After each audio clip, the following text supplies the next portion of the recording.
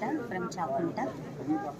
నేను తెలుగు పద సంపద తెలుగు టీఎల్ఎం తీసుకొచ్చడం జరిగిందండి. ఇందులో తెలుగు అక్షరాలను ఫస్ట్ మొదటగా పరిచయం చేస్తాం. అందరికీ పరిచయం అయిన తర్వాతనే నేను తీసుకొచ్చింది పద సంపద పైన. ఇందులో తెలుగు అక్షరాలను వర్ణమాలలోని అక్షరాలను 2 రకాలుగా విభజించడం జరిగింది, అచ్చులు హల్లులు. వీటితో సరళ పదాలు ఏర్పడతాయి. ఇందులో ఇలా సరళ పదాలు ఆ రాక, మా రాక, నా డాక, ఇలా ఆ నుండి రవితి వరకు ప్రతి ఒక్క అక్షరానికి ఉపయోగించి సరళ పదాలు మినిమం ఒక 100 పదాల దాకా తయారు చేయడం జరిగింది. తర్వాత గుణింత పదాలు, గుణింతాలు దీర్ఘం నుండి విసర్గ వరకు, దీన్ని కూడా కేక, పేక, ఇలా ప్రతి ఒక గుణింత అక్షరాన్ని గుణింతదాన్ని ఉపయోగించేసి అక్షరాలు తయారు చేయడం పదాలు తయారు చేయడం జరిగింది. ద్విత్వాక్షర పదాలు ఒక హల్లుకు అదే హల్లు ఒత్తుగా వస్తే ద్విత్వాక్షర పదాలు అంటారు. ఇలా ఆ కాకు కావొత్తు ఇలాంటివి అక్క, నక్క, వక్క, చెక్క, అట్ట, కట్ట, ఇలా ద్విత్వాక్షర పదాలు కావొత్తు నుండి నెక్స్ట్ వావొత్తు, సావొత్తు అన్ని ఒత్తులు కవర్ చేయడం జరిగింది. నెక్స్ట్ సంయుక్తాక్షర పదాలు ఒక హల్లుకు వేరే హల్లు ఒత్తుగా వచ్చిన దాని సంయుక్తాక్షర పదాలు అంటారు. కట్క, కట్నం, తాకు, నా ఒత్తు, ఇది ఒక హల్లు ఇది ఒక హల్లు వేరొక హల్లు ఒత్తుగా వచ్చింది కాబట్టి సంయుక్తాక్షర పదం అంటారు. కట్నం, రాట్నం, పట్నం, ఇలా. నెక్స్ట్ సంశ్లేషాక్షర పదాలు ఒక హల్లుకు ఒకటే ఒత్తు కాకుండా 2 వేరు హల్లుల ఒత్తులు వస్తే వాటిని సంశ్లేషాక్షర పదాలు అంటారు.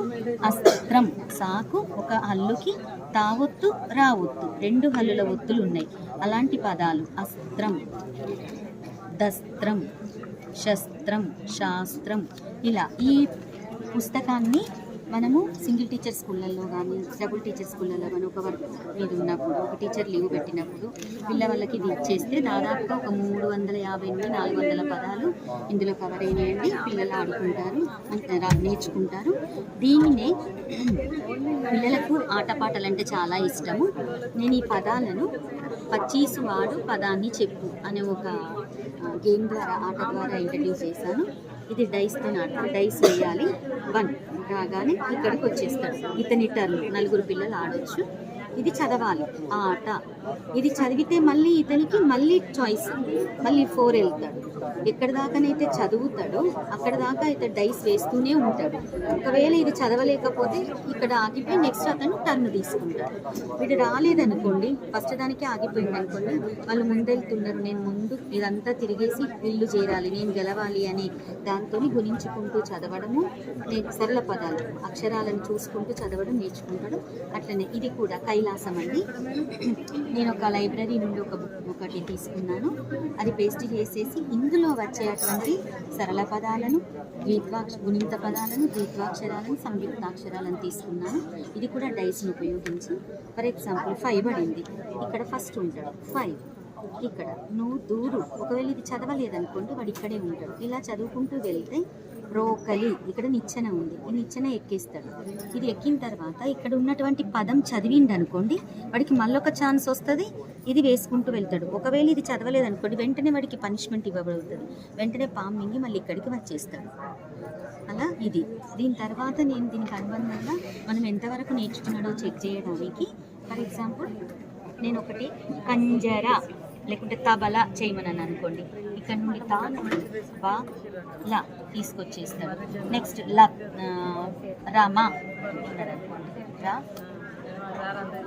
మా. ఇది ఓన్లీ మనం అడిగిన క్వశ్చన్స్కి ఎగ్జాంపుల్ అది జవాబు ఇచ్చేటువంటి కప్స్. ఇవన్నీ మనం ఏ పదం చెప్పినా కూడా ఆ పదాన్ని తీసుకొచ్చి చేయగలగాలి. నెక్స్ట్ భాషాభాగం, ఎంతవరకు పదాలు నేర్చుకున్నాడో అవి భాషాభాగంల ద్వారా పరిచయం చేసి వాటి నుండి